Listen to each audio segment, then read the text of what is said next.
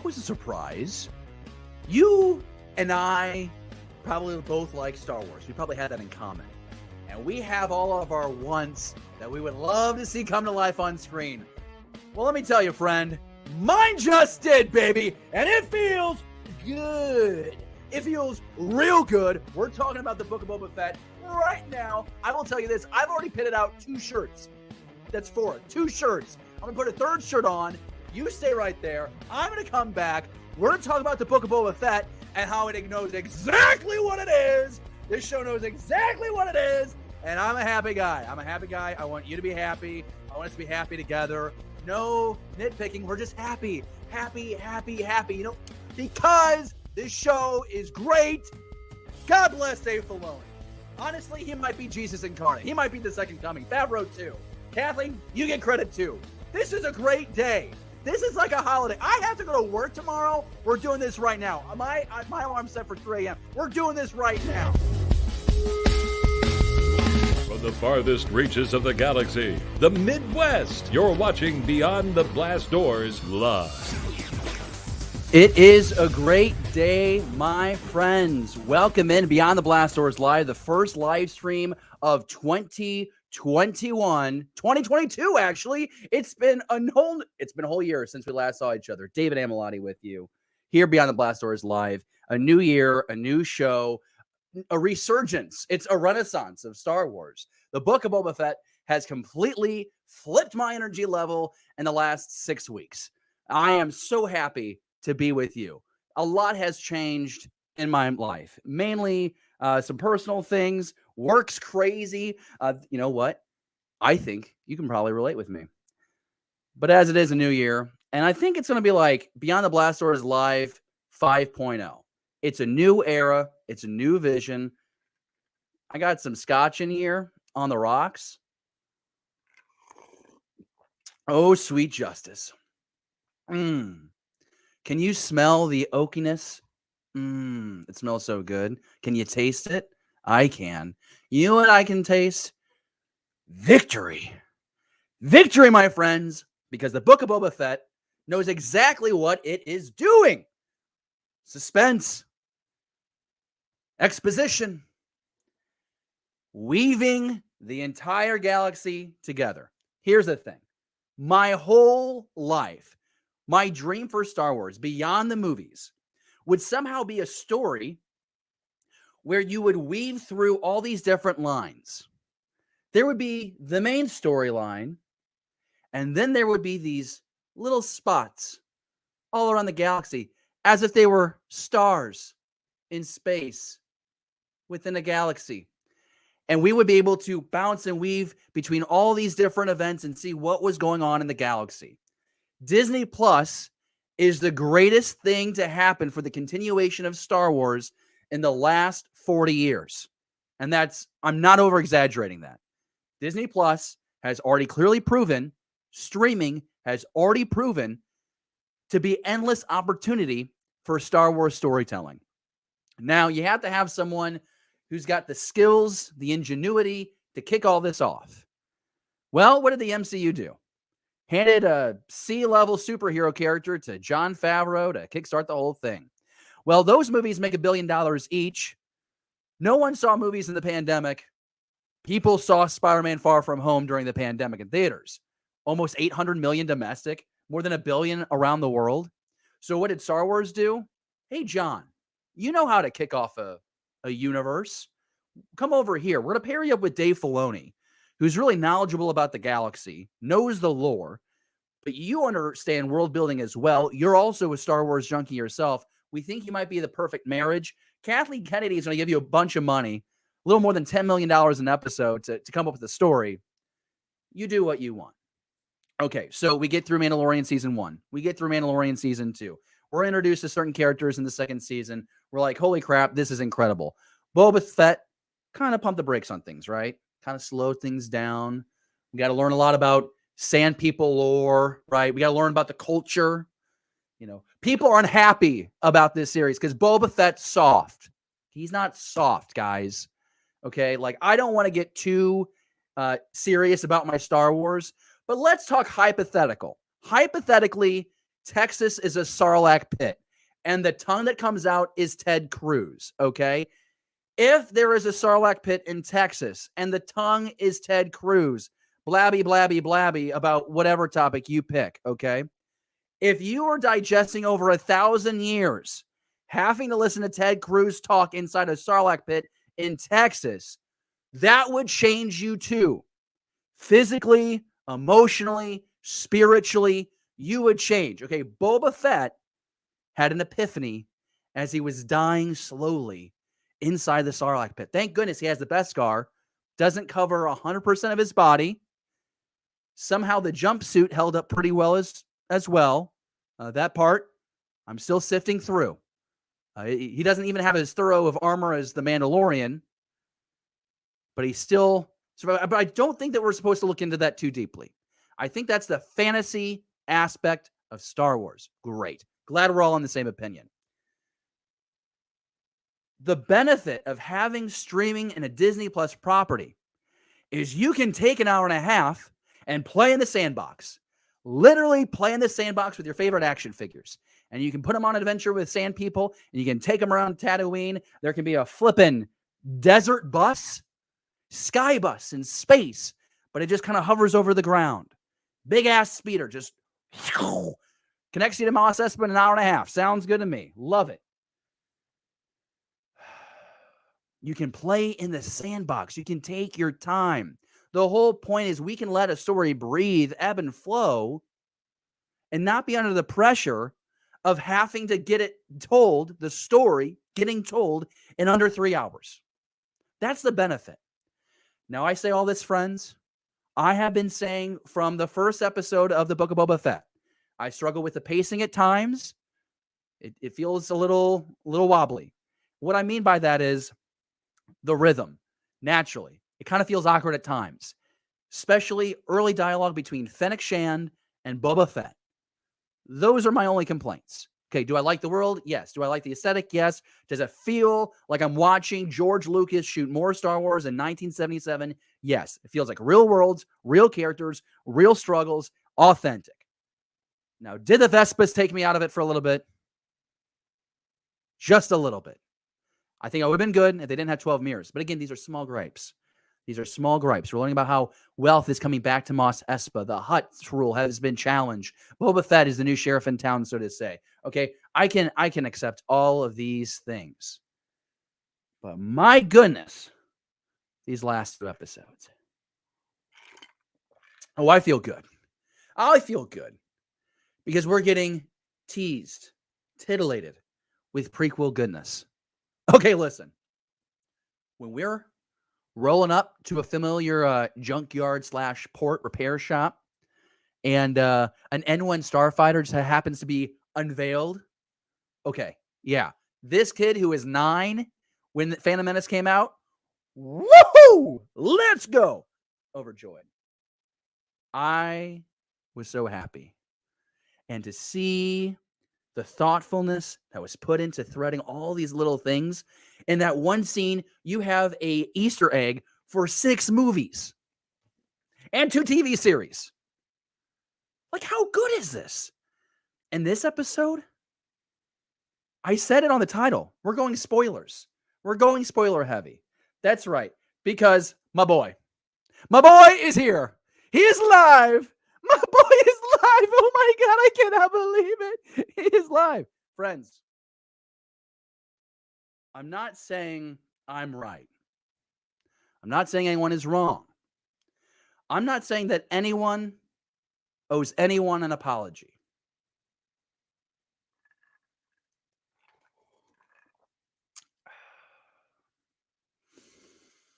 Feels good. I freaking love that character. He's a better bounty hunter than Boba Fett. At least from what I've seen in the Clone Wars, in the Bad Batch, what I've read in the books, the comics. Cad Bane, bad boy. And I am so excited.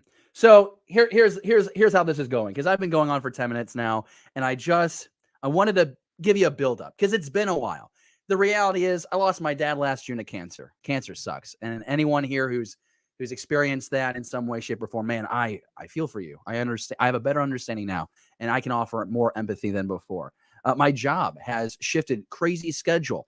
We had a network. At one point, Beyond the Blast Doors was a network. The pandemic showed signs of easing. People's responsibility got heaped back on the plate. Everyone went back to doing their own thing. But for a year, we kicked some ass. We had fun. We pissed some people off.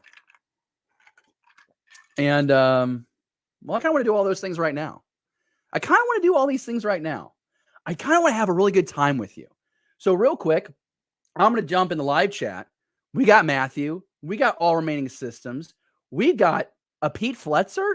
We got a Pete Fletzer in the live chat. He says, make Cad Bane happen. Now, listen, we will not take direct responsibility here at Beyond the Blast Doors Live for making this happen, because I can assure you we had absolutely nothing to do with this. However, I will gloat.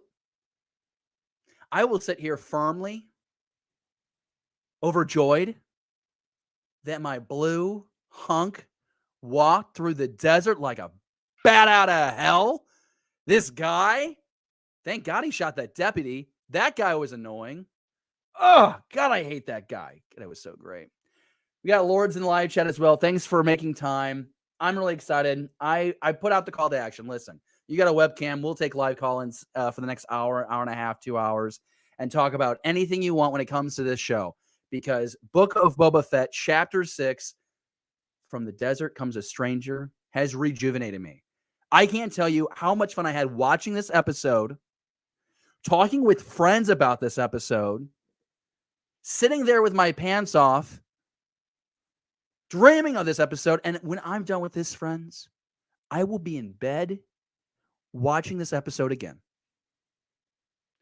My wife will not get any attention tonight because I will be watching this episode again. Okay. We can all tell that I'm feeling good. Podcast with Wills. Thanks for stopping by, saying hi. Want to bring in a friend of mine.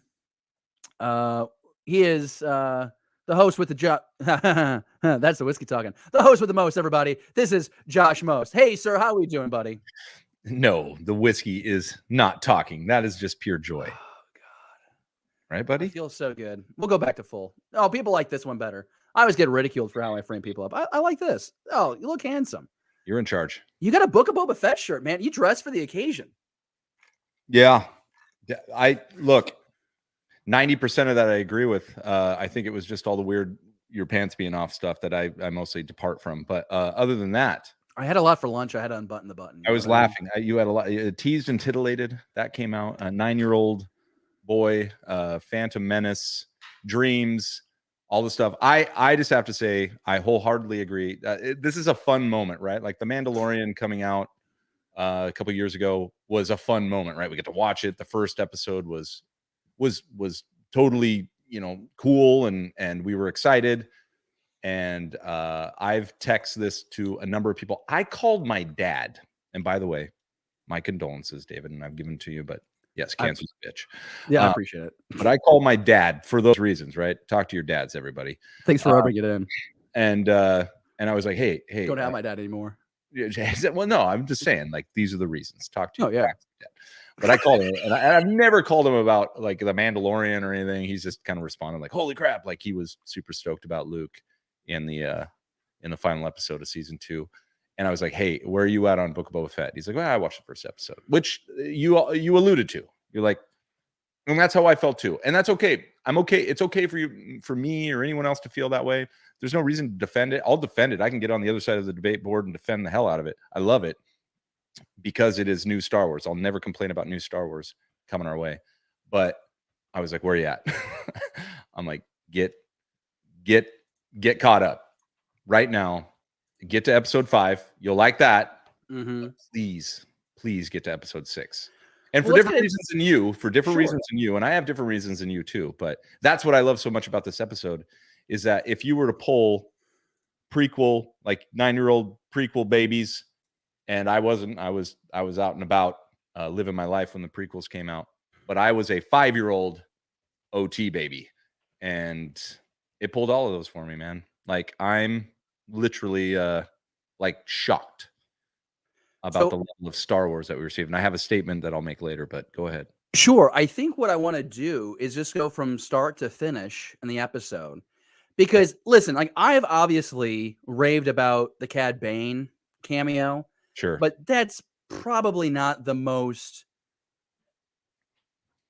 influential, important, satisfying moment of this episode. I think it was a really satisfying drop at the end for people who have been really invested in the Clone Wars, in Bad Batch. People have been following the Filoni Star Wars. But I understand that that's like small peanuts compared to the fact that we come across Luke Skywalker and Grogu training and the construction of the Jedi Temple. That's it. That's it. And I don't want to be overly dramatic here. And a lot of people say this, and I've actually never experienced this with the exception of the final episode of Mandalorian season 2. I'll make the statement so I can back it up with what I'm about to describe to you, if you don't mind.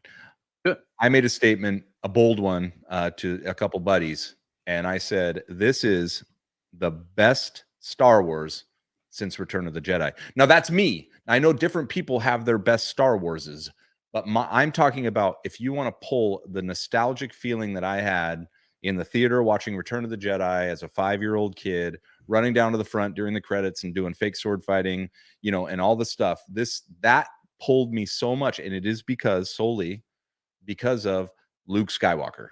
And Luke, and I didn't think they'd do this. As a matter of fact, I think I described this as to another buddy, because I've been talking about it all day, that I thought at the end of season 2, Mandalorian, that Luke and Grogu were kind of flying off into the sunset, and we didn't know, like, are we going to see Grogu again? Or if we are we going to see him 2 seasons or in another series or something? Was that kind of their departure from Grogu? Because they're like, man, we really have this vehicle that's kind of taking away from the Mandalorian. We seem to talk about this a lot, and I'll address that too. We addressed it on the Hall of Chronicles.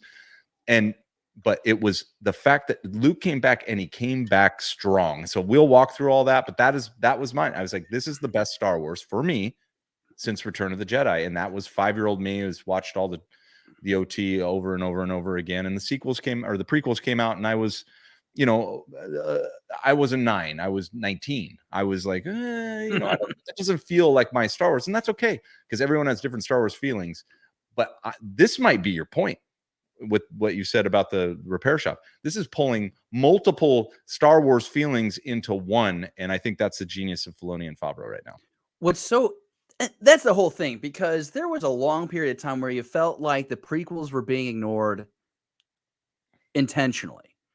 And what's so great about The Mandalorian, the Book of Boba Fett, I'm sure we'll get this in Kenobi, especially later this year, Ahsoka, hell, they'll probably find a way in Rangers of the New Republic, is they're weaving in every era.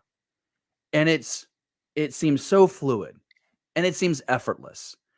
And there was a period of time where it felt really hard to get really good Star Wars. I like Phantom Menace, but I talk with a lot of folks in your tax bracket, age bracket, okay, that aren't a big fan of it. And then Attack of the Clones, it's never going to work for me, because I think that there was a way better movie in there, and you had to just fast forward halfway through. And then I like Revenge. But the point being is here, there is real thought, real intention with every decision. And so the way this episode starts, and you said it, like, that's Lucas-esque, right? Like, sure. Lucas, and even with the prequels, which, like you said, not everybody loved every moment of the prequels. The perfection that is Star Wars is 4 through 6, right? That's in our minds, in our demo, my demo, that's the perfection that is Star Wars. Whether you can have complaints about New Hope or Empire or Return, it doesn't matter. That was perfection. And then everything after that had to live up to it. And we all have our reasons why it didn't. But I'm not saying just this episode, and I don't want to be overly dramatic, but this episode to me was as close as we could get to, like, that is for me. I keep saying for me, because I'm not talking for everybody else, but that is as close as that's smart I could get to like, that's what I always hoped. I put that in the chat. I'm like, this is what I always hope for, and I don't want to, because we want to go step by step. So let's not I won't talk too much about it, but it's fine. No, I mean, my bedtime is 7:30. So we got a couple hours here. we get there to this planet. I don't know the name of this planet. It might already be out there. I don't I'm either. not I'm I not was gonna quite ask, I sure. hope the chat could help us there.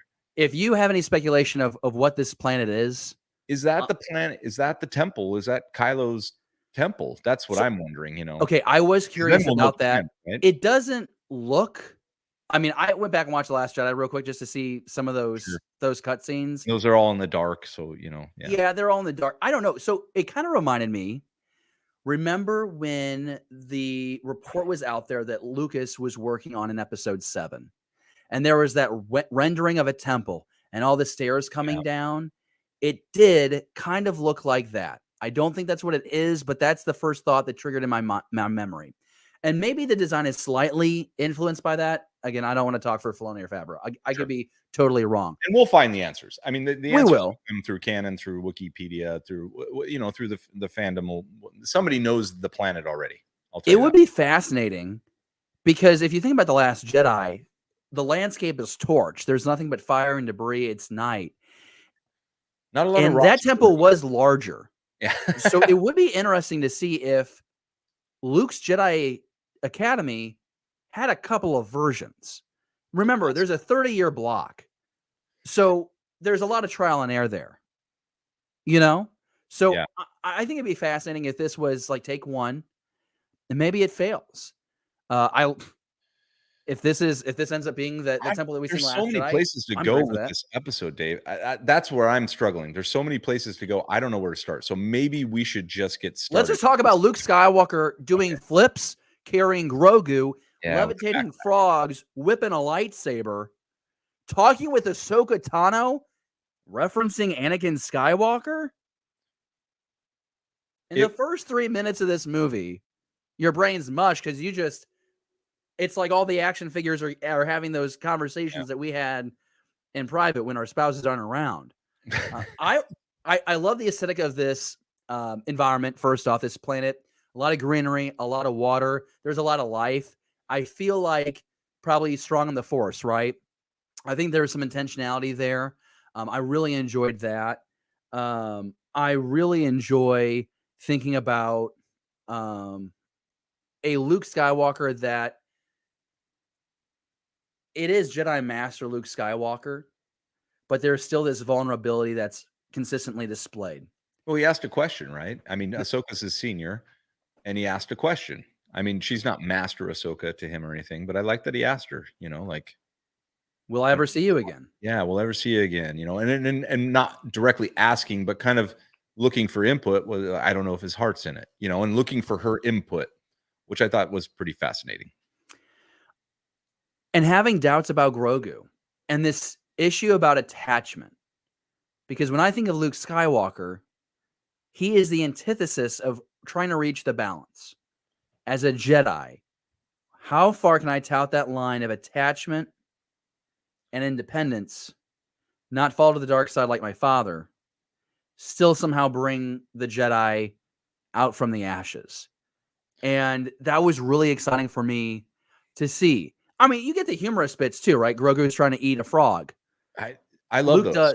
Luke does like a miniature version of, he's not lifting an X-Wing out of the water, but he's lifting 30 frogs out of the air.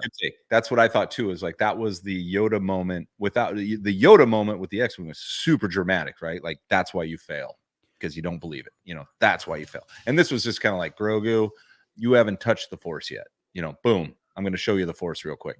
And I don't know if that was a flex on Luke's part, but I don't care. Here's what I really like about the whole Luke. One, let's not discount this. The music was absolutely perfect. It was fantastic. It tied in Luke's theme song. It was soft. A lot of The Mandalorian has been a departure from the John Williams flow. You know, very orchestrated. It's been very very drummy, very percussion. The Boba Fett theme though is badass. It is badass. I get it. But what I'm saying is that we got pulled back all of a sudden into like, sure.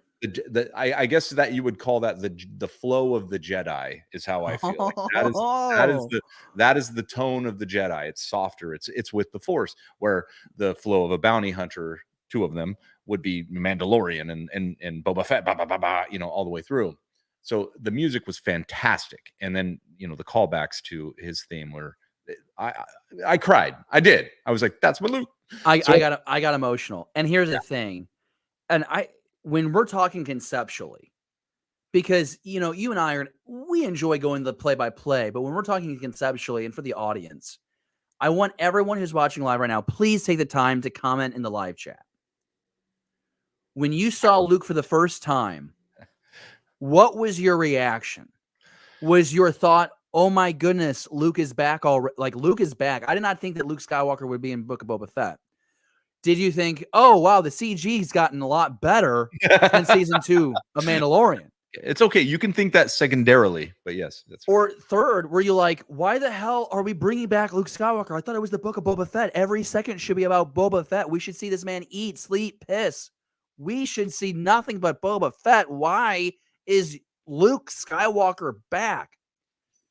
To me, it was overwhelmingly, like, it was satisfying. And I'm like, this is the payoff. This is the payoff of Favreau, Filoni, Kennedy pulling the resources together, coming out with a schedule and an attack plan for Disney Plus. Like, this is the payoff. This is such a well done approach to connecting the OT with this new path that they're taking. That is canon, not the Disney canon. Canon is canon, okay, folks. But my goodness, like, this is the payoff. There were moments where I was like, I think that's 1983 Luke Skywalker. Like, I think that is Mark Hamill. 100%. Somehow we went back in time and grabbed it. I thought, you want to talk about, the quality of deep faking now is beyond measure. But what I wanted to put up there was like this. I don't know, that seeing Luke in that moment was pretty fantastic, and I didn't think he was coming back, like I said before. And so I just, do you think that the genius of Filoni and Favreau, because we have, I wanted to say, that's my Luke. That's what I wanted to say. That's my Luke. On this episode, I was like, that's the Luke that we always thought, if you were dreaming, even before the prequels came out, which you probably weren't dreaming, you were drinking a bottle. But before the prequels came out, I was like 8 or 9. No, whatever. I was older. So if you were dreaming about, like, hey, if Star Wars ever came out with more movies, what would they talk about? And of course, we have all the legends, which I haven't read all of. There's far greater experts on that, and there's plenty of source material there. But like, what it would be, what would it be like? Would Luke continue on? Would he train? And we had a lot of that stuff going on. But we had with The Last Jedi, or whatever, you can go Force Awakens, Last Jedi to Rise of Skywalker. We had That's Not My Luke happening. Like, that's not my Luke. So is the genius of Filoni and Favreau to give you the Luke that is your Luke, if you're that person, but then to let life happen, or the universe or the galaxy happen, and for that person to become not your Luke? That makes more sense. And that's why the genius could be that by giving you the Luke you wanted now justifies the Luke you got that you weren't really appreciative of. All of us have an example of maybe somebody that disappointed you later on in life. They were great at a certain point, but later on you were like, I thought they were better. And not that Luke in the sequels was bad. I'm just saying, it's how I felt when you and Andy told me you were leaving the network. I was like, way to let me down, guys. My dad's got stage 4 cancer. See you later. That's a joke. That's a joke. See, I'm at the point now where I can laugh. You're fine. You can drink. No, we're good. But that to me fills in that gap. And the only reason, I mean, it's almost like no duh at this point. But the only reason that you have to point it out is because we didn't know if it was going to happen. And so now I'm getting my Luke so that I can accept not my Luke, is how I feel right now. I'm getting, like, if it stopped right now and I never saw Luke Skywalker again in another series, which I think maybe he'll trickle down. But I thought that after the end of season 2 of Mando, maybe he'll trickle down here. Look, we need to shift focus. You can't, go all Luke Skywalker, probably really expensive too. But if this is enough for me to be like, that's my Luke. He was doing what I thought he would do, and now I can accept not my Luke. Listen to this. I truly can.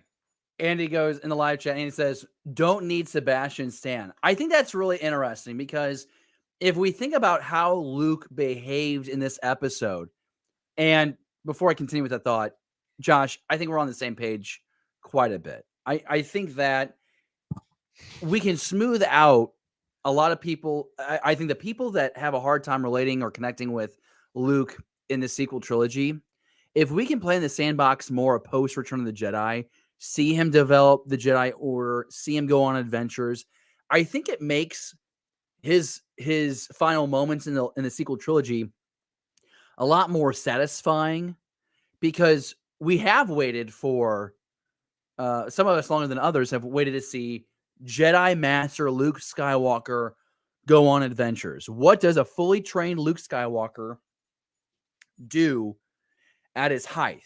And in the canon of today, we know that Jedi Master Luke has talked with Ahsoka Tano about the Jedi Order, his father, probably the height of the Republic, the influence of the Sith, all of that. Super knowledgeable, super skilled. Maybe got some, I don't know, updated lightsaber lessons, right? So he can wreck a little bit better. And so I think that the more we can play with Luke in this post Return of the Jedi era, I think that's going to make the overall Star Wars story, especially in that sequel era, for you and people who are feeling some similar things like you, I think you're gonna have a lot more fun. That's what I'm trying to say. Could be the genius. That could be the genius. Is like, look, we all know that the prequels softened over time for the diehards. You know, the older guard. That was like, that doesn't feel like Star Wars to me, because it's, you know, a little hokey, maybe, you know, but also still Lucas's story, still his dialogue. It just didn't feel like Star Wars to them, because guess what? The Holy Trinity was those, you know, the original trilogy.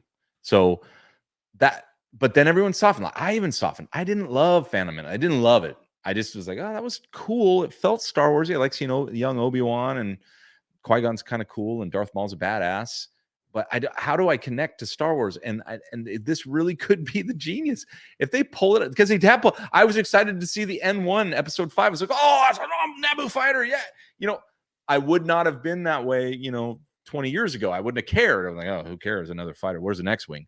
So that could be it, and the timing could be right too. They're bringing it all together at a time when everything's a little softer. Yeah. And by the way, last episode, did you get like pumped to see Mando? I'm like, man, they're making me like juiced up about Mando now. Like, he's a couple years old. He's not like a major player in my Star Wars universe as far as time goes. But sure. Mando walked in, I was like, hell yeah, Mando's here. I was one of the people that had concerns that my favorite episode of the show did not involve Boba Fett. I am one of those people. Now, you know, maybe you didn't catch our last episode with the Holo Chronicles at Holo Chronicles on YouTube. Wow, there's a plug. This is come on my show. There's on my channel. That's right. Yeah, you got that. But that's what I said. Who cares? I don't care. I don't care anymore. It's so we talk about overshadowing, or you know, is Boba Fett going to overshadow the Mandalorian if he comes back? You know, when his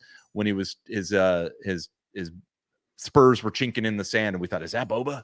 Oh, Boba, because, you know, maybe he'll overshadow Mando. And then Mando steps in last week, and we're like, oh, is Mando going to overshadow Boba Fett? And everyone's like, I really did want to see the arc of Boba. No, you didn't. You want to see good Star Wars. And guess what?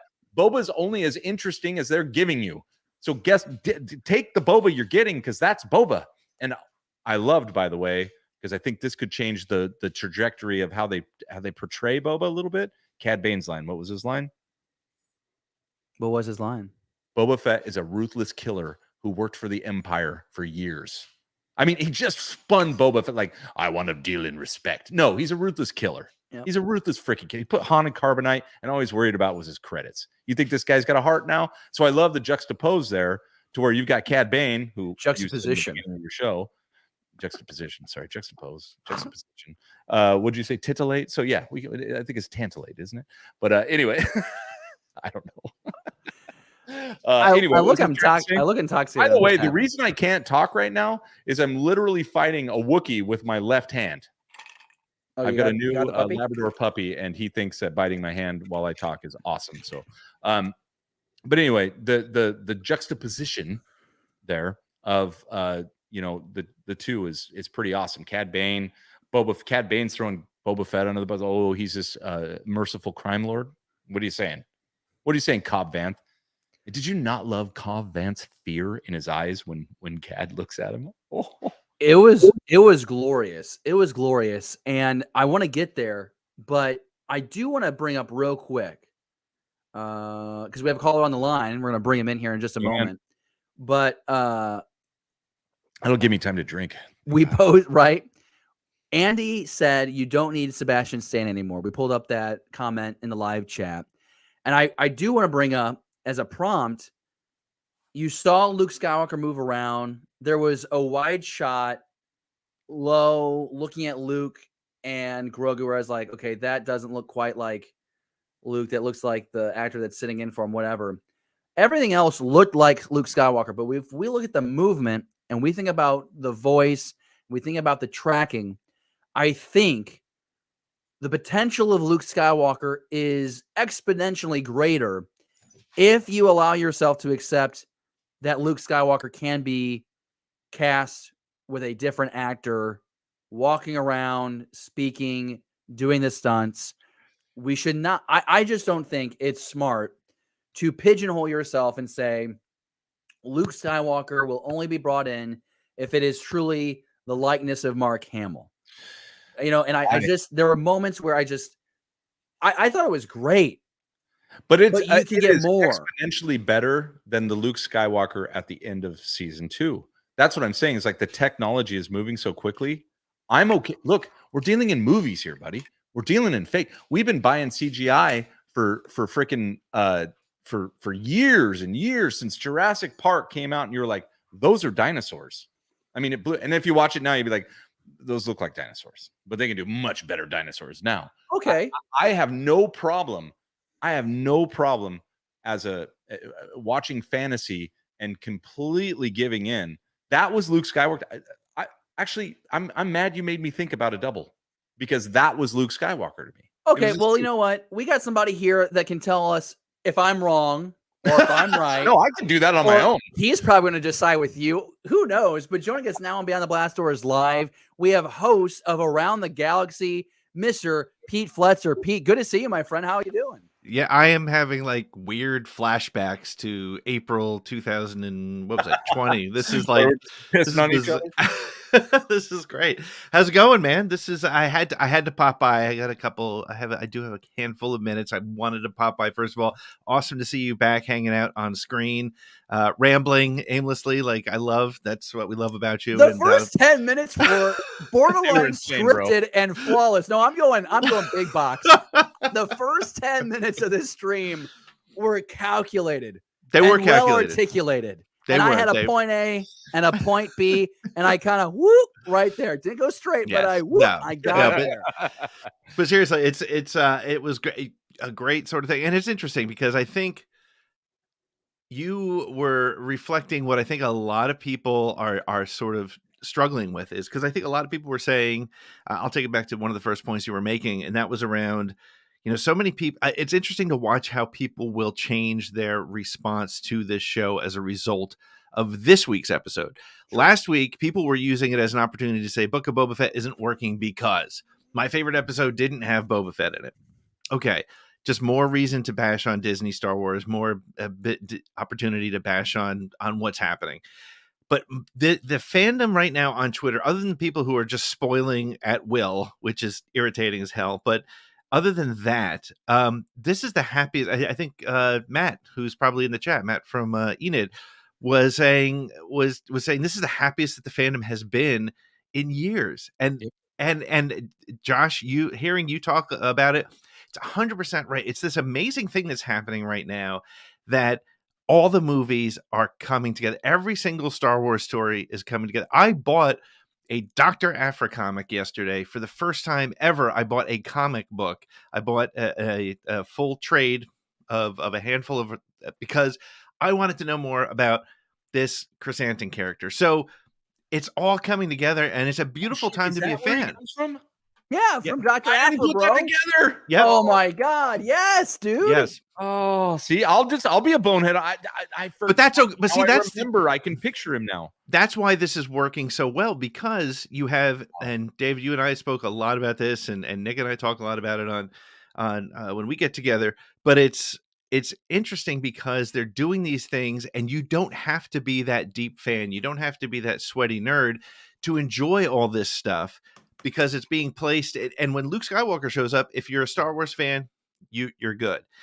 Ahsoka is kind of cool because you might remember her from Mandalorian, or Sure. you may be like us and be like, "Oh my God, it's Ahsoka." Um, Baby Yoda showing up. Baby Yoda was the cultural touchstone of the 21st century, and I say that, but it's true. Like 20, people, 20 at least. yeah, at least 20. But I mean, who doesn't know Baby Yoda? Everybody knows. So, Dude, and people get so pissed when you're like, hey, do you know Grogu's back in Book of Boba Fett? And they're like, it's not Grogu, it's the child. right, You know, yeah. people Oh, are it's very opinionated about that still. Which so, is on fans, which is great. which is what? And sometimes Sorry, even did you say that he's on not- OnlyFans? like people that yeah, all right, I can't No. finish now. You know, people that aren't religiously tracking Star Wars are like, oh, I thought that was the child, or I thought it was Baby Yoda. You know, I'm okay Yep. with any of them. It's like, Yep. thanks for showing up. Yeah, Thanks for showing exactly. up. Thanks for supporting. That's why they get the money to build these amazing shows. They need more money so they get better and better. I can't Yeah. wait. Okay, for Yeah. real though, you need to go read the Dr. Aphra comic books. And at this point, your best option is trade. Yeah. Really good storytelling. It's a female Indiana Jones in Star Wars. That's what think I Dr. have Aphra it. is. And I read like two books. That's my issue. Is like I have them and I'm like, oh, this is kind of cool. I'm a bit of a saver, so if I like something, I'll save it, and then sometimes I'll forget about it. And so now I've been reminded. Right. It's so freaking good. And there's a second run now that's happening right now. Some really good stuff. And like Black Chrysanthemum is just Well, now I remember him. Yeah, I was like, sure. Oh, Well, and also like I love that you had the moment where the actor who plays him was welcomed into the Star Wars story from of course Chewie's real life wife. Yeah. So that was really touching. I like that element of Star Wars too, is how like that, you know, when you're in Star Wars, it's a family. Yep. JLS says, are we doing spoilers? Okay, JLS, yes. If you have not watched this episode, get the hell out of here. But if you have watched this episode, we're whipping it out. And I use that alliteration intentionally. I gotta get going. This is getting a little uncomfortable. You know what? About a spoiler. Knock that off. We know what? We're here with my alliteration. We have Andy saying, and it is all simple enough for the casual fan to follow. I think that's a great genius. point. It's genius. Okay. Yeah. So we've talked a lot about Luke Skywalker and how that dynamic works as far as him showing vulnerability with Ahsoka and with Grogu. Still hesitant about the training. Very consistent with what we heard about at the end of Mandalorian season 2. There is this attachment issue that Grogu has with the Mandalorian, and that complicates the training. Here's a freak out moment. When Luke tells Grogu, go to your past, and we're transported suddenly inside the Jedi temple. Do we know whose hilt that was that we saw? Do we know the Jedi? I don't know the Jedi yet. We do actually. I'm gonna look it up while you guys talk, because somebody had posted it and they were right, and I checked it out. Hold on, let me find it while you I guys was keep going to talking. ask. Go ahead. Even I know it's Order 66. I was even going to ask: is it the Jedi Temple on Coruscant, or is that? Yeah, because that was Vader's troop of That was the stormtroopers. 501st. Yeah, That was, the fist, Vader's fist. Vader's fist. That sounds just. That's what they were awful. called in I Battlefront know. 2. You I know, know, I but- don't know why you have to. There's Sound like your innuendo on the stream without you doing that deliberately. I'm just saying. I was so happy to see that. Here's the thing. I think I'm strange, but I do think there are a lot of people like me who wish you could see, you know, there's the director cuts of Lord of the Rings.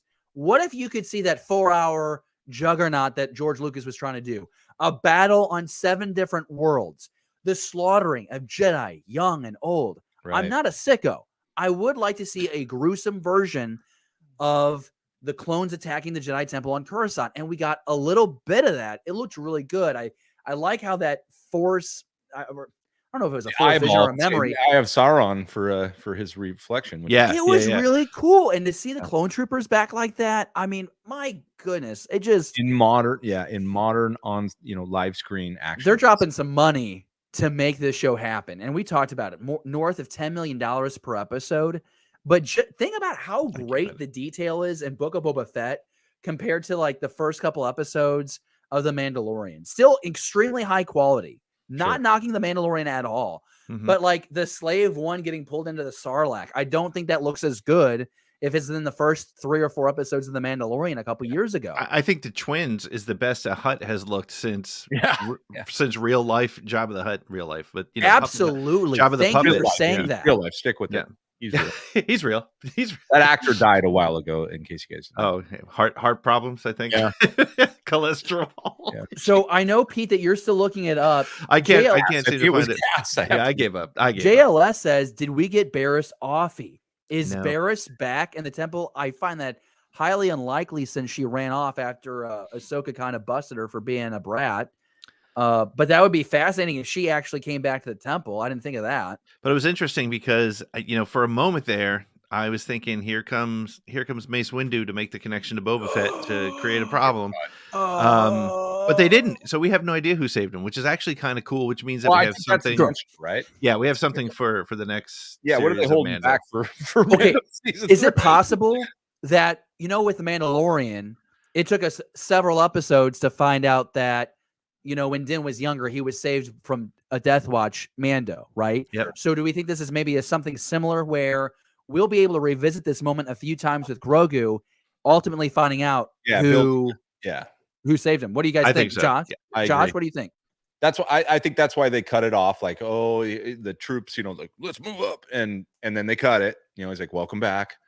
I think that's an important part of Grogu's story. I think that you might see him. Luke helped initiate that memory with the Force. If Grogu makes a choice, which we'll get to, maybe that choice doesn't involve Luke being around him anymore. I think that then you're probably going to see kind of flashback moments that are triggered by certain events or something, and to help keep the story building, and to probably for Grogu ultimately, like, who did save him. That's really important, and it could be the big old surprise. I love hearing you say Mace. Like, who did save Grogu, and how did he end up in a baby carriage? Random planet. So, Pete, I'm also a Mace Live stan, as well as I am a Bring Cad Bane back stan, because my boy is back, y'all. But I'd like to know, are you in agreement that you think that Mace Windu does play a role in Grogu escaping the Jedi Temple? I wasn't 100% on that until I put all the lighting in my studio purple? being purple. Yeah, that was when. No, really subliminal message here, isn't there? It is. No, but in reality, I was not a big fan, but of that as a concept. But in Star Wars, unless you see them actually stop living, they're still alive. And damn right. I think the fact that we've seen so much of Boba Fett's flashbacks to being a child and his father being taken away from him in front of him, I think Mace plays a role in it somehow. So I'm fine with it, actually. And you know what? I would love to see Samuel L. Jackson back in the role. He's the right age, right? Or they could age him up even just a little bit. Yeah. And it would be, what if he's the Jedi Maul? What if he's got, robot legs or whatever, and sort of. What if he's a cyborg with a purple Vespa? It could happen, guys. Oh gosh, it could happen. I don't want to talk about the Vespas. I was able to stay away from commenting on the Vespas, and I will continue to do that. That's right. You bite your tongue, you hoe. All right, Pete, 10 million, and we got Vespas. All right, try again.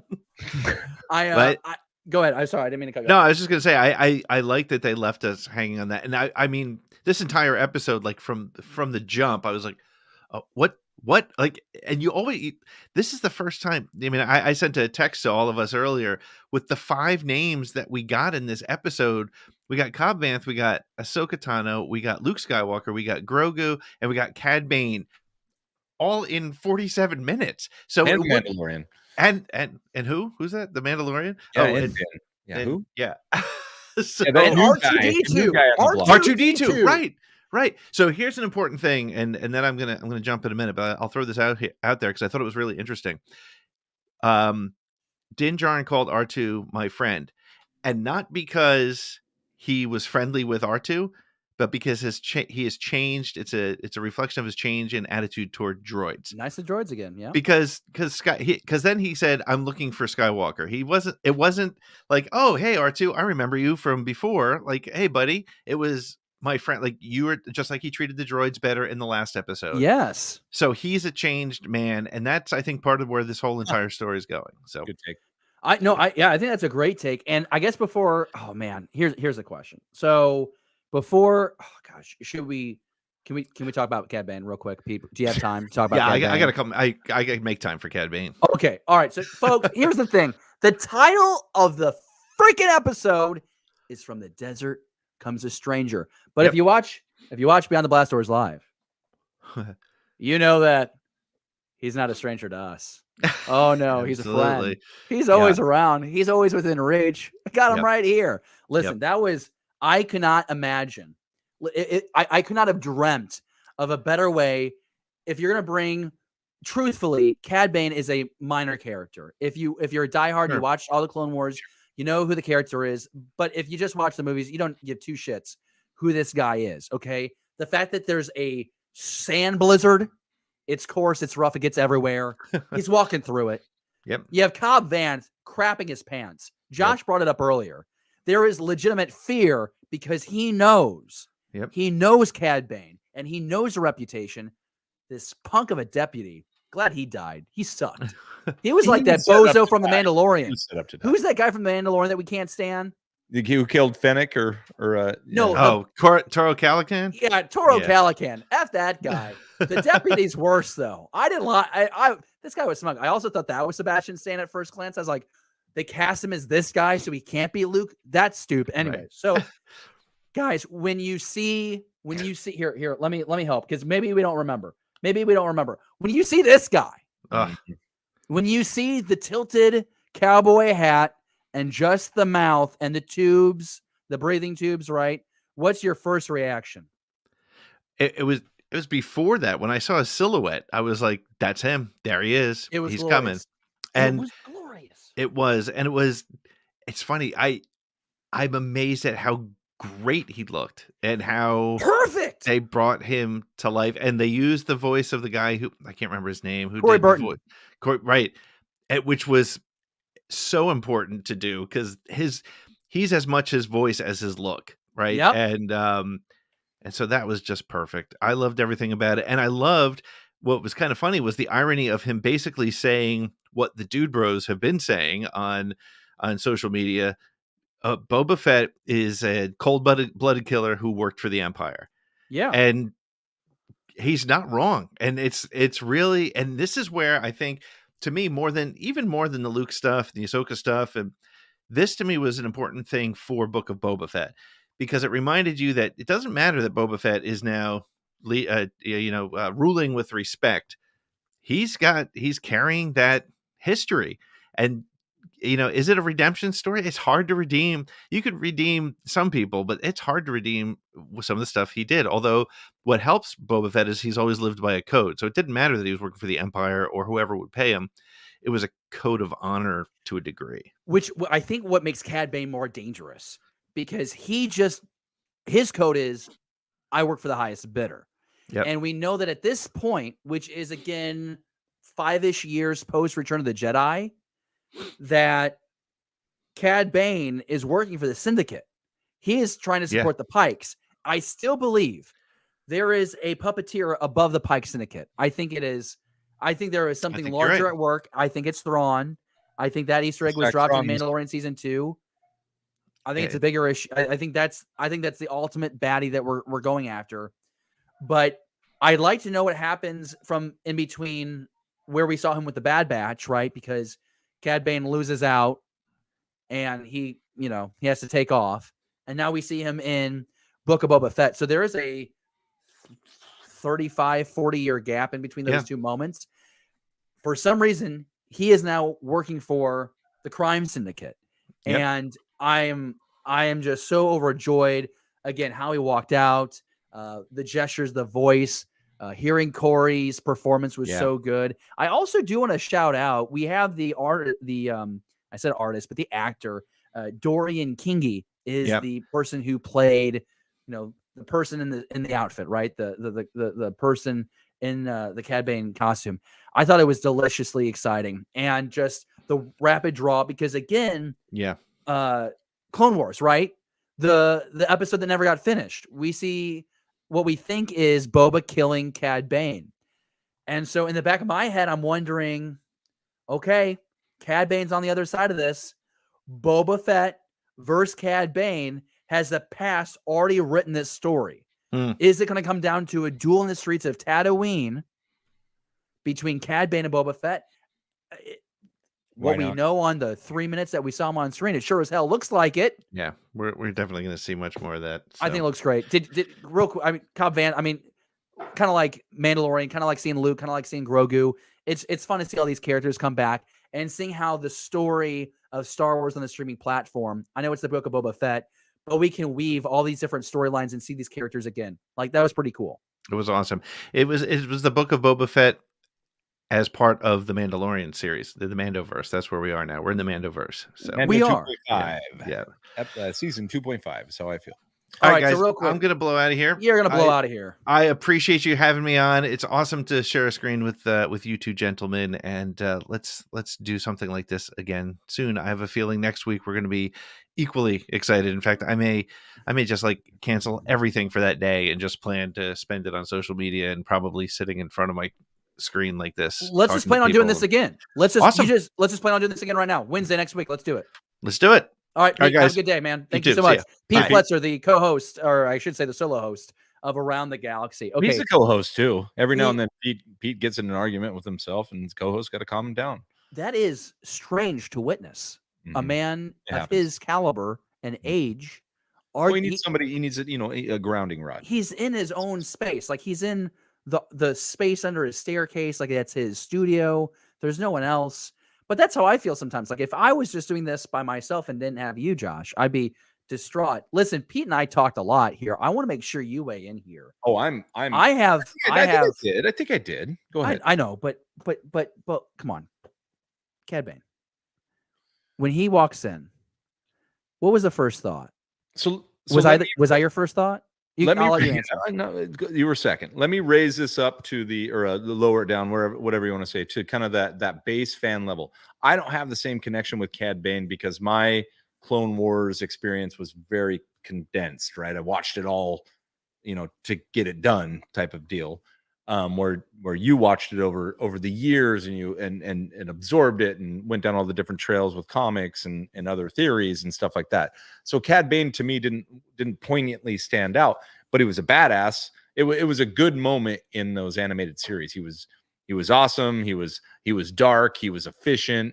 He was a bounty hunter. So, but I knew exactly who it was when he walked up. Here's what I liked most about Cad Bane's entrance. And also, if you take the episode itself, you can almost cut it into three parts. You have one part Western, one part, kind of the teacher and the teacher and the student. Sure. And then the other part, war planning, which is a small part, but it was still there, but it was all chopped up. Right.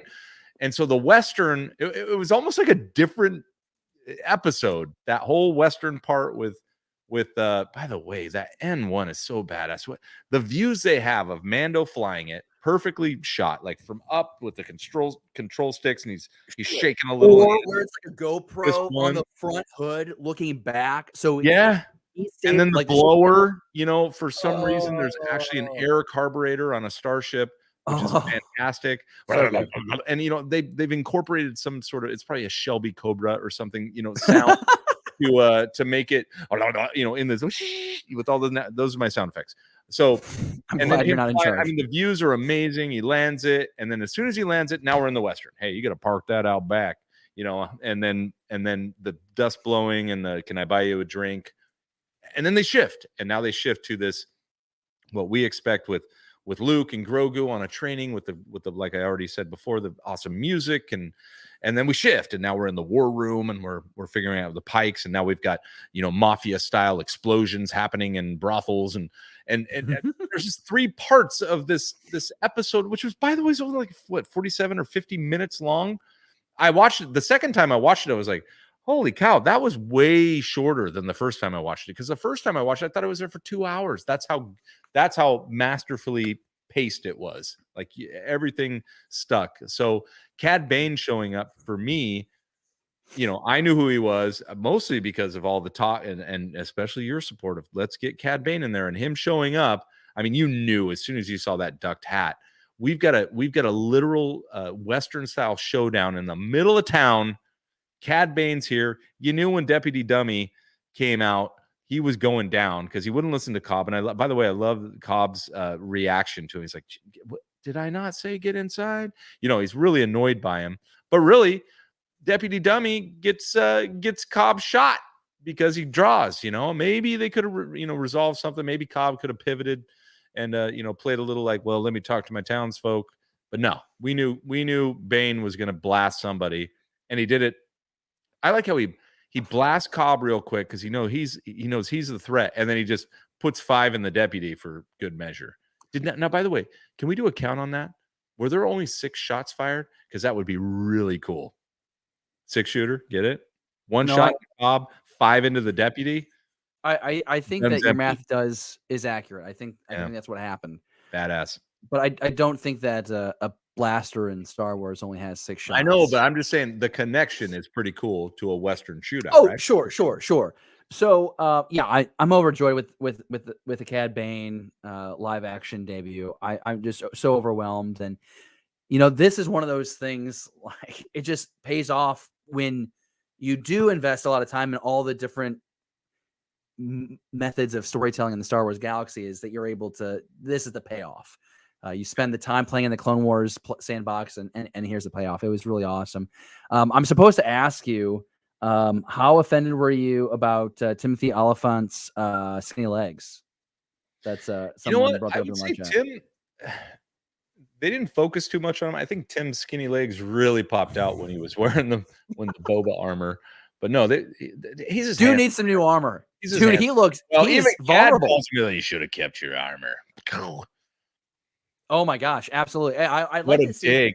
What a it would dig. be funny. I don't know how this is possible, but it would be cool if Cobb Vanth gets some new updated armor. Cobb didn't die, so Cobb's cool. No, he just got a wound up here. He's gonna be okay. The only thing I actually like to take between Boba and Cad, showdown, but I think Cobb might have the last word with Bane here. Because Cobb's a little like we saw some fear there, but Cobb's also looked into the Mando's visage and stood up to it. Also, great line. It's your smiling face. It just lets you get away with all this. I mean, awesome line. I love that line. It was so good. But I think Cobb. They brought Cobb back for a reason, and Cobb is your Han Solo man in the dirt getting through. He doesn't have the Force. He doesn't have a lightsaber. He's just got a gun on his side. Type of guy, which there's many of those types of characters in Star Wars. He's not exclusive to Han Solo, but I think Cobb may get the last. And wouldn't it be a dig if the lofted Cad Bane bounty hunter gets dropped by a free town marshal? That's okay too. That's a take we could follow if we want. If that's what brings you joy, yeah, you don't like that's great. I get it, but if Cad Bane is going to go down, and I think that's what is ultimately going to happen, I think that at the end of the Book of Boba Fett, Cad Bane will be dead. I want it to be a worthy adversary. And you think it'll be Boba? I want it to be Boba. So the only way Cad Bane goes down is if Boba Fett is riding on top of a Rancor. That's for you, Matt. $5. I think it's and just runs him down in the street. Yeah, because it's either that or it's going to be a freaking sandcrawler with a Crate Dragon skull on it. Yeah, Andy put that in the chat. I wanted to bring that up. Like, there's so many great things about this. Is like they literally like waving at Mando in the ship. It was what did he? You gave me the skull. Hey! They were waving. There was like, and then they had the interaction between the two. Jawa was like, "I helped build that ship." You could see him like pointing at like, "Yeah, that," because they got all the parts in the last episode. And then they have a Crate Dragon skull. It was so good. But we blow right by that because it's Luke freaking Skywalker in my brain. You for Cad Bane. So here we go. No, it's all good. Hey, we have another caller on the line. And just want to remind everybody that we have posted the link to join the broadcast. So, it's a live have call-in 2 show followers. format. Threw it in the live chat. Just scroll. You can find it. If you got a webcam, we'll bring you in. We'll talk some Star Wars here. Beyond the Blast Doors live. Glad you're joining us on this February 2nd, 2022, talking about Boba Fett, the Book of Boba Fett, Chapter 6, From the Desert Came a Stranger. Hey, look who it is. Joining the show now live. I'm just going to call you by your podcast. Podcast on the Wheels, everybody. Hey. How are we doing, sir? Oh, hello, gentlemen. Oh, hello. You know what? Let's treat this like Alcohol is Anonymous. Whoops. For the friends at home that don't know who you are, well, who are you? I'm just your neighborhood hang-along drinking bourbon out of a coffee mug. Yeah, that sounds like a pedophile. Because- What's your name? My name is Nick, and I'm Okay, one of thank the God. hosts Jesus of Christ. Podcast We of the needed Wills. we needed that out there. We don't. Oh my gosh, we needed Everyone in the room Look, knows. just because you didn't know my name didn't mean everybody else didn't know my name, Dave. Okay, that's not what just happened here. I'm trying to set you up to introduce yourself. Dave is into that Scotch bottle right now. He can't remember. Name. I would say David may not know his own name. Milky's pissed me off right now. Okay, Nick, it was good seeing you. Bye. All right, bud. All right, that was a good time. Okay, no, I'm joking. I'm joking. He's back. He's fine. All right, so here's my Totally question. fine. What is your favorite moment of this show, or what's the prompt that you want to give us to discuss? Well, my favorite moment was, and it's funny because I came in on the tail end of you talking about it, was Cobb Vanth. I love Cobb Vanth. I am such a Cobb Vanth fan. Timothy Oliphant is, I love Deadwood. I love Justified. It just is a fun character. And y'all were talking about theories real quick about Boba maybe taking out Cobb, whatever it is. I have a theory that Cad is going to kill Boba. The armor is going to go back. The armor is going to go back to Cobb Vanth. Den's going to end up with Slave One. Fennec is going to end up with the N1 Starfighter because an assassin doesn't need a big ship. She just needs a stealthy ship. And Cobb is going to then be a part of the go along in season 3 because that also gives Den motivation to avenge Boba and deal with Cad Bane and all of that. You just made Bane takes out Boba. That's my prediction. You made Andy leave the green room with that prediction. He left. He just left. That's I mean, are you just trying to drop a big old line out there, Nick? What are you trying to do here? Are you under the influence? I think you're drunk, son. Wrong. I have been consistently wrong about every prediction I've ever made. You're telling me that Cobb Vanth is going to kill Boba Fett. You're telling me. No, Cad Bane is going to kill Boba Fett. Dude, if my boy kills Boba Fett, game on. Let's go. Bane is going to kill Boba Fett, and then Cobb is going to get the armor back. Den gets Slave One. Fennec gets the new Starfighter.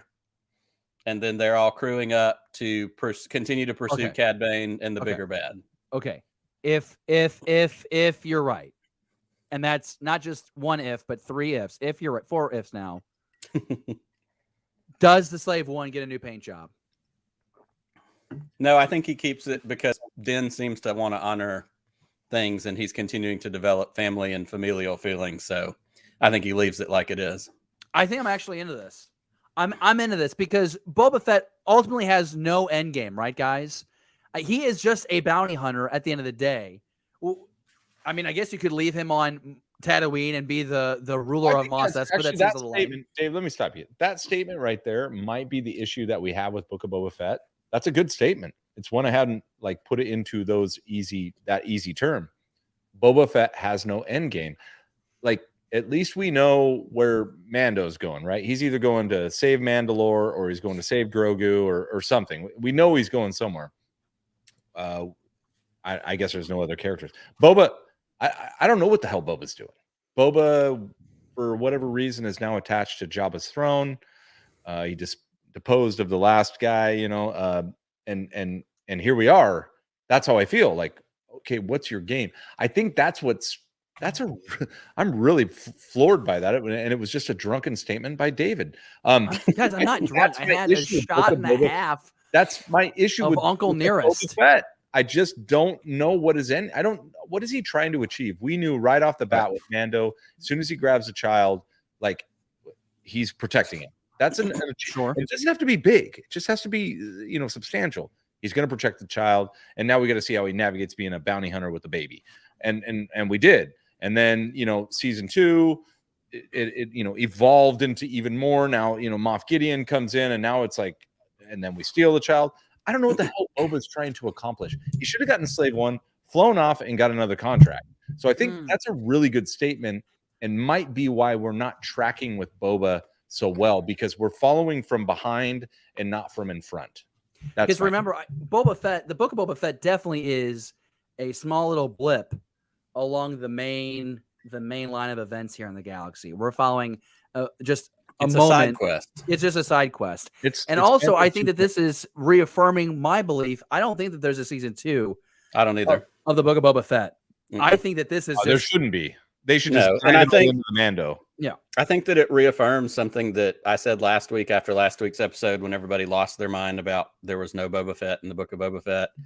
And I think I said it last Friday night. Didn't have a line in this. And exactly. And he didn't speak in this episode. 2 episodes in a row, the 2 best episodes of the series it's working. Don't involve Boba Fett. And I think that it is, it's a side quest. And it was a little, jaunt along the way. The best Boba Fett for me is Boba Fett and cameo. The short bits we got in the OT, the one episode where he shows up and kicks ass in Mando season 2, the other episode in Mando season 2 when he just showed up and flew the ship. Like, that's all we need of Boba Fett. We don't need a whole involved other thing. Let him show up in one episode of Mando season 3 to help out, and then go back to whatever he's doing. I think this he still can be a viable character. I just don't think he can develop himself, and I think that's what we're getting. We need to develop Boba with all the better characters around. Not every character is a lead character. I agree, and you know what? We're gonna get another opinion, because if 3 grown men not talking over each other is enough, we're gonna have 4 grown men talking over each other. But make no mistake, this man is 15, no matter what his driver's license tells you. I'm stumbling, but I'm just excited. We have Mr. Andy. How you doing, handsome? Hey, can you guys hear me? Yeah, I can, but you're not on freaking Wi-Fi. You look like shit. No, he's in his truck. You're in your truck? I'm in my truck. I'm at my son's basketball game, and I feel strongly enough to say something that I had to come outside. Okay, so what do you want to say? Make your piece. This is the Book of Boba Fett. The Book of Boba Fett requires people to come in and out of his story to tell the bigger picture, which is that one day he will unite Mandalore on Tatooine. That's the big story here with Boba. We need this to happen so that he can eventually get the Darksaber, unite Mandalorians to come to a habitable planet. They will bring water back to the planet, and it will reestablish Mandalore once and for all. That's all I gotta say. You left your son's basketball game for that shit?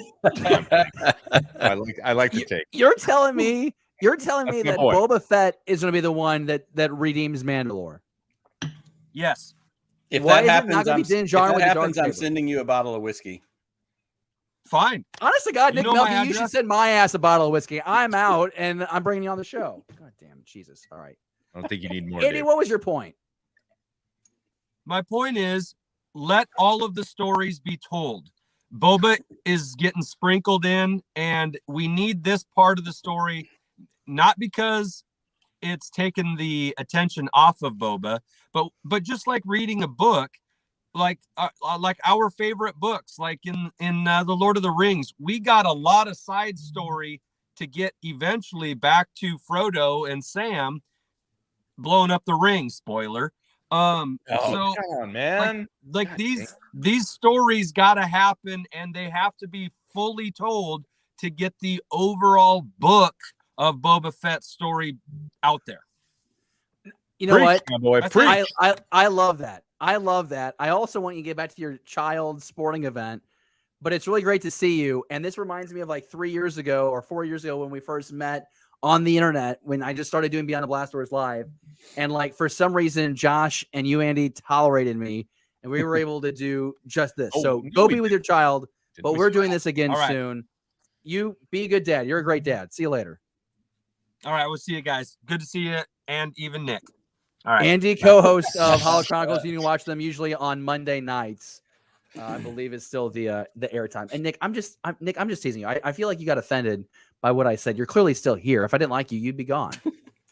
You're I don't. I mean, if I liked you, you'd be gone. I mean, I'm just kidding. That was a joke. See how great that was? see, it was well done. Timing. It's all about comedy and timing. God, I wish I was funny. Matthew says Dude, Andy did is you see that? punishing the gum. What? This one's good right here. You dude? Oh my God, dude! Yeah, dude. The connection. They were great. Oh, Framey nailed it. Yeah, now this is basketball. Matthew had late '90s dial-up. Yeah. Oh my God, that was All right. I'm glorious. going to bring this in for a landing too because I have actually another event. I just want to take control of my live stream, Josh. That sounds like a good fucking idea. I'm bringing myself in because I'm a host of a show, a co-host, not a host, a co-host. Remember how much fun we had? We did. I'll come back anytime and run your show. Yeah, I know you will. No, I know. So, you had a point. I thought you were this. the host. I thought you were in control. As we dive in and we dissect and we make all these theories and fan fiction and all this crap. What I want is to Grogu taking the chainmail or the lightsaber? That's my question, Josh. I do have to plug myself, and that is Jesus. I put Grogu's head into a chainmail coif. How do you say that? Not Coif. the other. Yeah, cough. And Nice. I put it in and I put it out there. Andy put it out on Twitter. I put it out on TikTok. We actually got a little TikTok famous with it. And it's hilarious that it's really little mithril for Grogu. I loved it. I was like, I'll answer your question, David. I think that Grogu ultimately is going to choose both, but in the beginning will take the chainmail. He wants to go back with Din. Luke's made him jump through freaking swamps and dodge laser fire all the time. Din had him. He just kept him under his arm and protected him. So I really do think because we got the not so subtle foreshadowing of the I have it written down. I have to look it up. This is how bad I am. I can't remember. Do you really think that We have Luke the Skywalker is going to ultimate allow of Grogu to Tar pick Vizsla. both at the end? Tar Vizsla, the Jedi Mandalorian. So this is what we're getting. Grogu will become a Jedi Mandalorian. That's it. So I don't know how we get there though, but I just believe that the armorer kind of putting that out in episode 5, this was forged by, anyone who knows their history doesn't need people to tell them about their history all the time. So we needed to know that. And that is that it was forged by Tar Vizsla and Grogu will be the Jedi Mandalorian. But before he gets there, or are they bait and switching us? But I'll get there. Are they bait and switching us a little bit? We're like, is he going to follow Luke's path where Luke told Yoda to F off and went and saved his friends? And now Grogu's going to tell Luke to F off and go and back with Din. There's really not motivation for Grogu to leave, and he doesn't have an X-Wing. So maybe they'll get us in and Grogu will take up the saber, but the armor is always going to be there. So I think we're probably going to see the saber will be taking up, the training will continue, but the armor is always going to be sitting somewhere. And at some point in the future series, we will see Grogu decide that he will now go back to save Din with his little armor after he's learned a few more moves. So that's just my take. And it can go either. It has to go one way. So either way is pretty cool to me. So let's see it. I think it's a really good take. Frammy in the live chat, will Grogu be one of the students that joined Ben when he went bad and destroyed the academy? Highly unlikely. I do not think that will happen. And that leads to kind of why I think that Grogu will end up choosing Din, because I don't think that, as everybody has fallen in love with Grogu from a Disney marketing storytelling kind of standpoint, I think they'll get him out of there before the fall of Luke's academy, just so that people aren't carrying around the weight of, maybe Kylo wiped out Grogu with a bunch of other people. Yeah, but Nick, we got 30 years. This is what I talked about. That's true. Earlier. That's a great point. The genius of Favreau, and Filoni right now is to be able to pull those sequels in that are resistant to half the fandom, we could say, and kind of make them worth something without having to try. But that's why I feel like we can leave that alone for a while. Let's let Luke exist. Oh, there's adventures galore at this point. Yeah. Let's let him grow old, and then we can accept the Luke that screwed up, that was a little crotchety, that took his own life via the Force to redeem himself, and then we'll be like, cool. because we had the Luke that was a badass and who trained the first Mandalorian Jedi, and that can go off to another, whatever. And we didn't have to see that story to watch the sequels. We didn't have to know about what's happening over there. The sequels were between Rey and, gosh, see, I don't even care anymore. The First Order. Yeah, I couldn't. I was like, the Force Awakens. I'm like, the First Order, and then some, boneyard drug up Emperor. That was all something that happened just in that part of the galaxy. But we have all this other shit going on, and I think it's going to be. I agree with my buddy who came up with this. I love it. It's Thrawn, and if Thrawn can pull us past the outer rim, right? He can pull us way out here, and it's a big universe. It doesn't. What if Favreau and Filoni are actually setting up to do a Heir to the Empire? And I mean, maybe it probably isn't Heir to the Empire, but what if it was that large scale event? Think of the Star Wars equivalent to MCU's Infinity War Endgame. No, I think that's what Thrawn is going to be leading. Absolutely. I think that's going to be incredible. In the cards. My buddy Andy put it up there, and it is Thrawn equals Thranos right now. Thanos. Sure. And you just said hair for air, so I can say. So yeah, Thrawn is Thanos.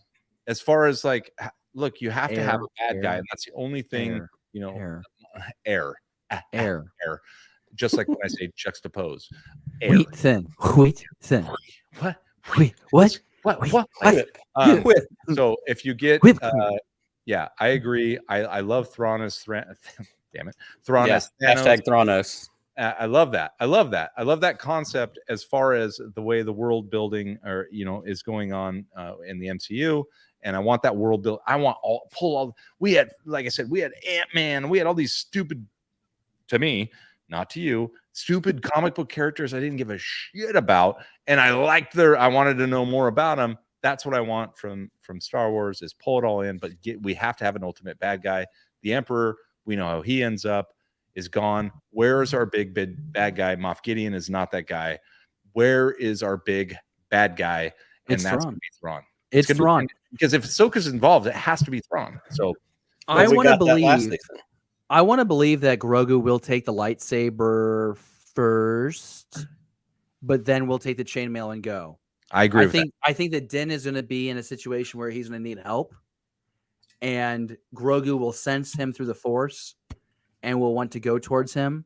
But I think that also might bring along Luke Skywalker, and I think that will not play out until Mandalorian Season 3. We know that there's possibly also Mandalorian Season 4, so I don't want to get too ahead of myself here, but it would be interesting if Din was in danger trying to reclaim Mandalore. You have Luke and Grogu show up, and somehow they're able to save the day. I think that could be really powerful. Well, and not even Mando Seasons 3 and 4, but we also know that Ahsoka is going to be in this same timeline as well. So that's another series. Sure, but Ahsoka is a lot further down the timeline, though, Nick. I mean, you're talking about Mandalorian Season 3 is next year. Right. Ahsoka is 2024, 2025. But I'm saying in the story timeline, it's going to pretty much line up. I mean, the drop we get with her last season is her asking, "Where is your boss? Where is Grand Admiral Thrawn?" So we know we're getting her in a similar time frame to where these stories are set now, which just creates more space for them to plant those seeds and develop that story. But David, I think you're putting way too much into seasons. I think you're putting way too much into who gets here and who gets where. We just got double dribbled on with the freaking Book of Boba Fett was all going to be Boba, and we just got bam, bam. So I think that we might be losing a little bit of clarity here when it comes to we can expect this now and we can expect this then. No, they're going to draw it all in. We're going to have what Mando's going to pull in Ahsoka series. Who knows? So just get ready. I think we can no longer rely on this is when Ahsoka series comes out. This is when Mando series comes out. This is when Book of Boba Fett 2 comes out, which it won't. So that's what I'm saying. Is like I'm just going to ask that you never say double dribble again. That was disgusting.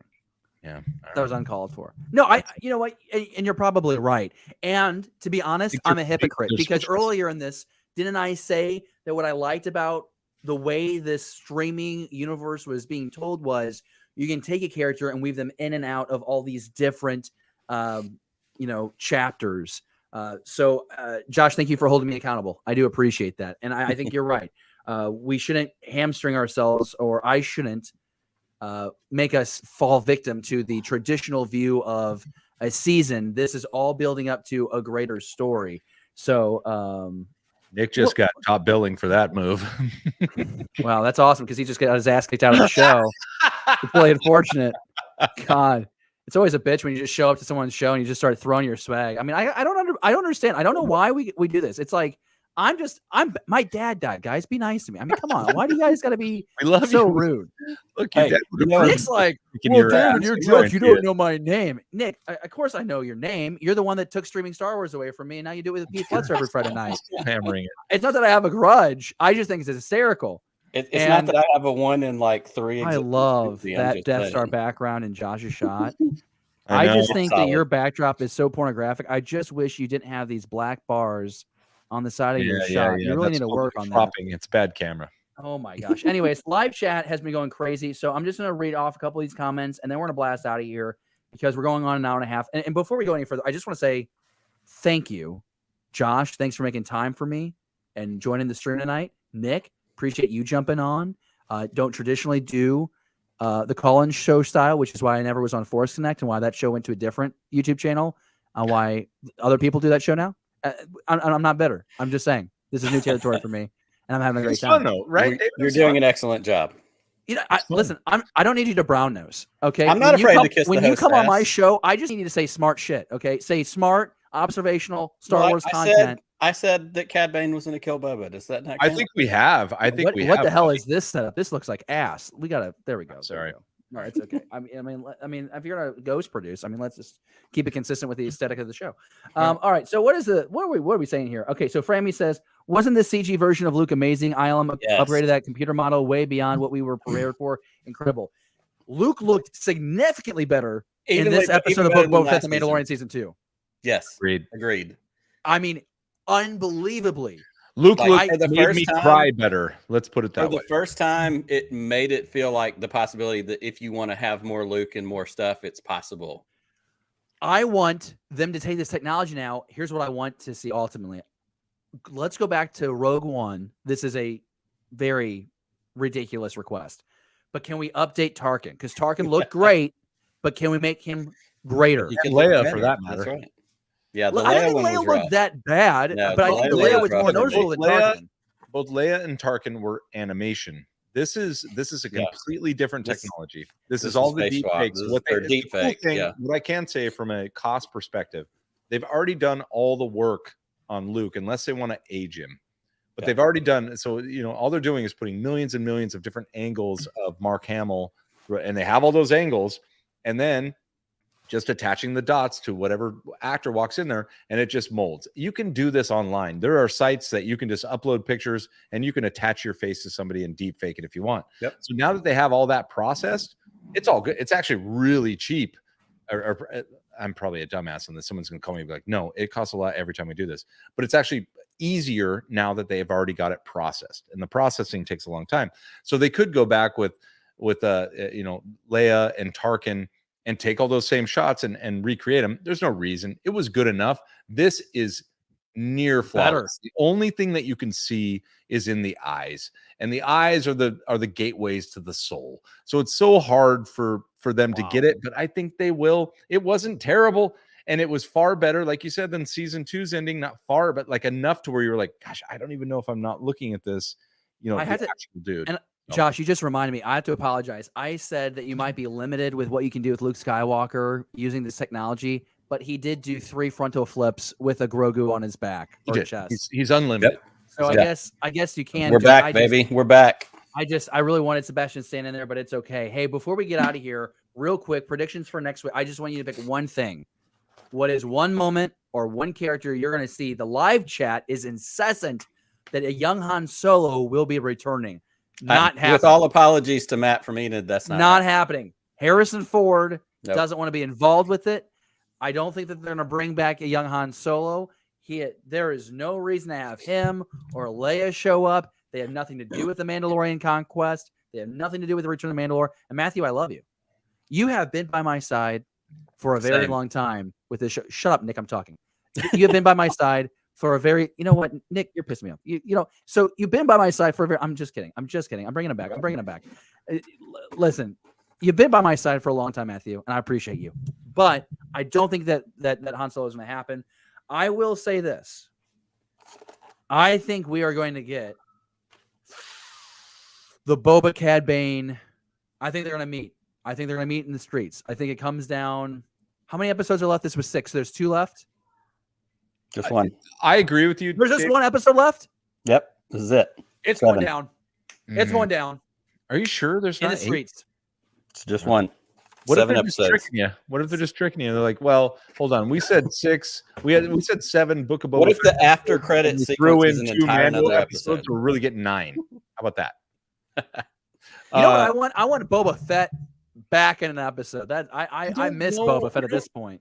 I don't know if I like that, or at least if it's a cliffhanger and it pulls. So the Book of Boba Fett pulls Boba into Mandalorian like strongly.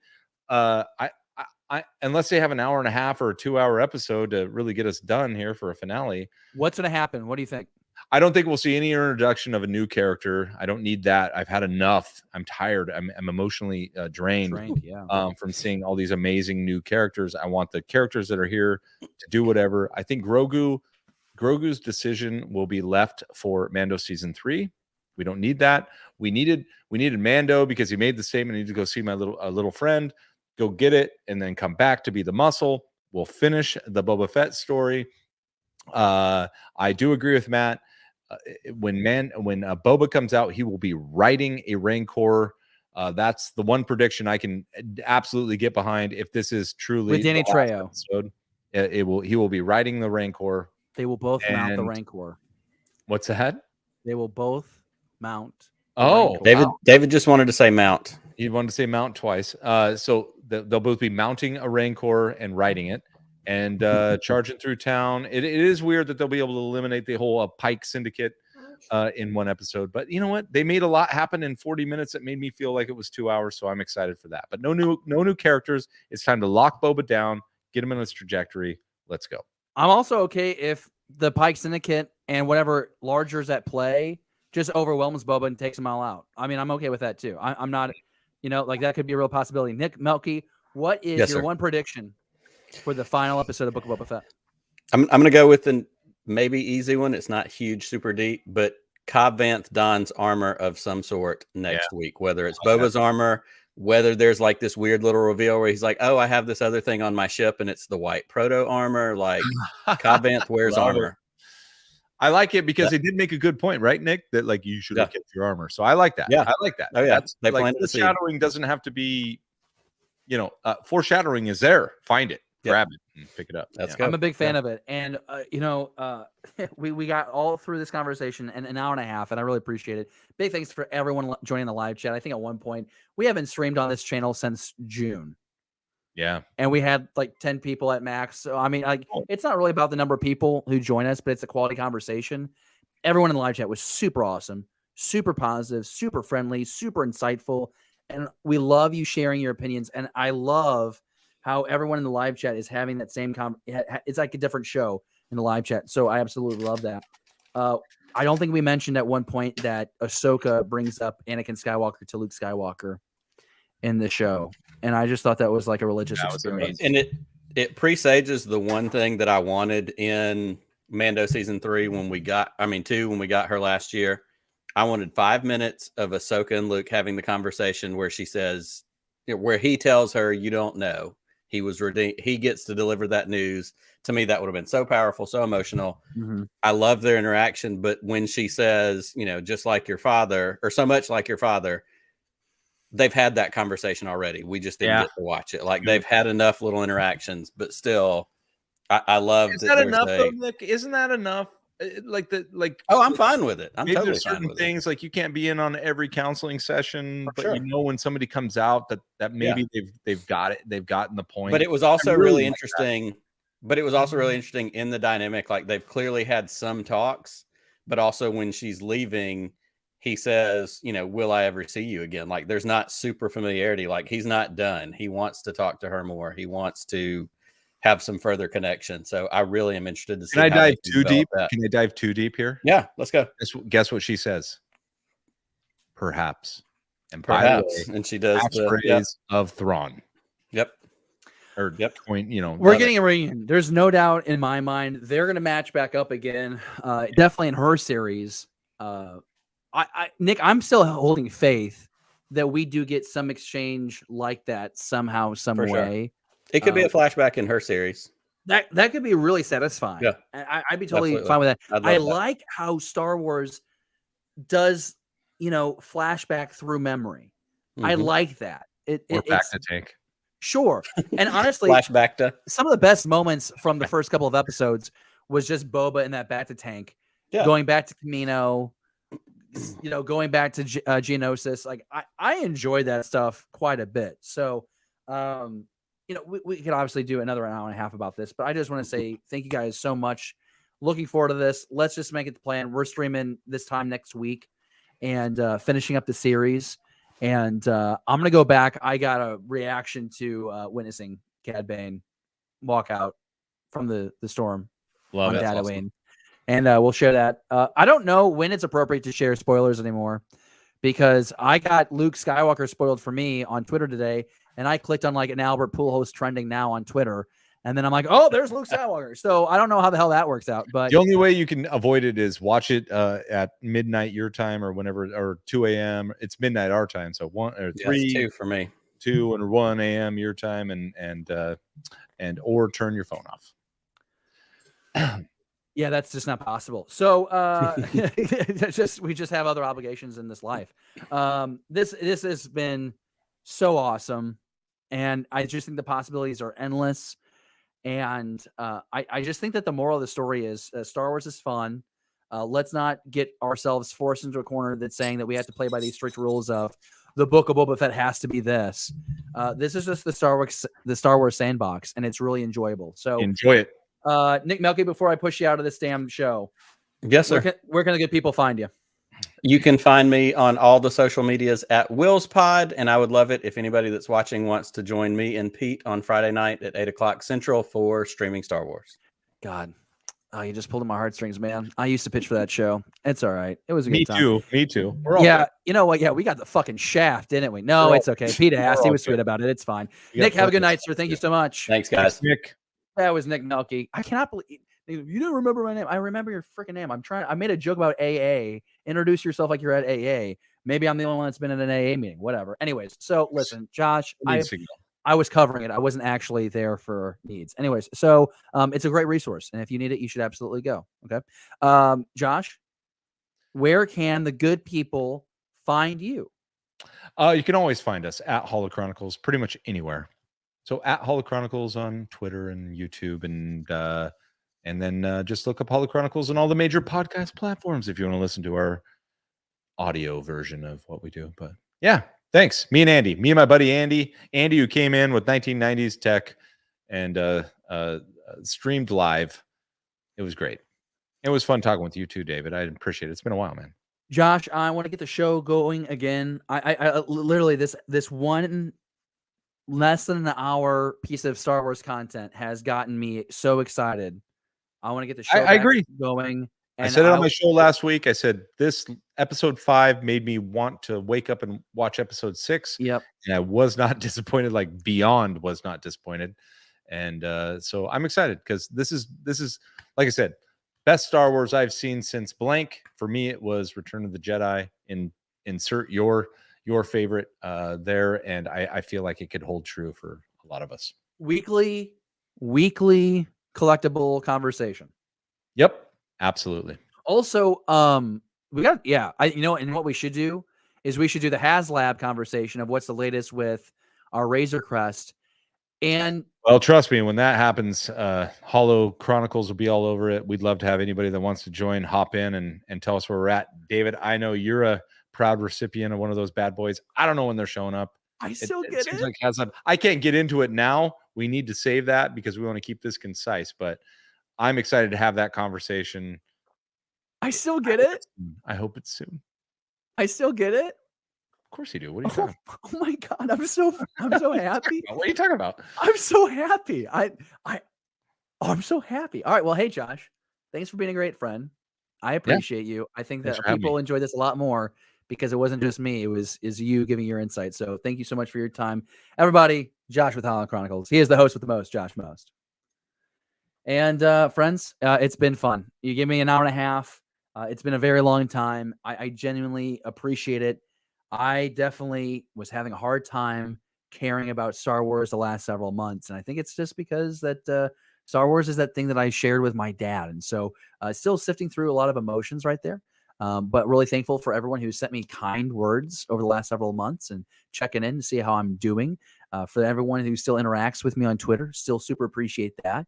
And I want to ride this wave. I want to get back into this. I think that we're set up for a really exciting year because where Book of Boba Fett ends, we get Kenobi. We're getting Bad Batch 2. There's Ahsoka down the road. There's all these great stories that are unfolding. And then there's, my God, if you're a reader, the High Republic stuff is giving you all the thrills in the world. So some really great storytelling there. So I'm really excited to be back and I have this fervor. And so we're going to work really hard and have some surprises for you. Got some really cool ideas. And just want to have fun with it. Don't take myself too seriously. And I don't think I ever took myself too seriously on the show. But I definitely want to make this a more engaging conversation. And so I think what I'm going to try and do is on the show, it's going to be like an hour, but like the first half is like, here's your programming. And then let's try and do this like call in approach more often. I think that could be really enjoyable. And I just kind of want this to be a thing where if you can give me an hour once a week, I just want this to feel like must-watch Star Wars conversation. So I'm back in the seat, and I'm working hard to earn your trust, earn your time, and your friendship. And you're always welcome in this Star Wars conversation. So to everybody in the live chat, because my gosh, we had Gannon, we got Frammy, we have so many others that were with us over the course of the last 90 minutes. Matthew was here with us. Of course, we had Josh, we had Pete, we had Nick on the show. And so just everybody. Mr. Rez was here, which was really cool. Didn't have Rick here. He is going to be featured on the next show because he's the reason why I got a holy grail of my Star Wars collection. And maybe that's what I'm going to bring up on next week's episode. Try and actually get the next installment of Beyond the Blast Doors live out there for you. So thank you so much for joining us. It's been a lot of fun. And as always, we'll see you soon.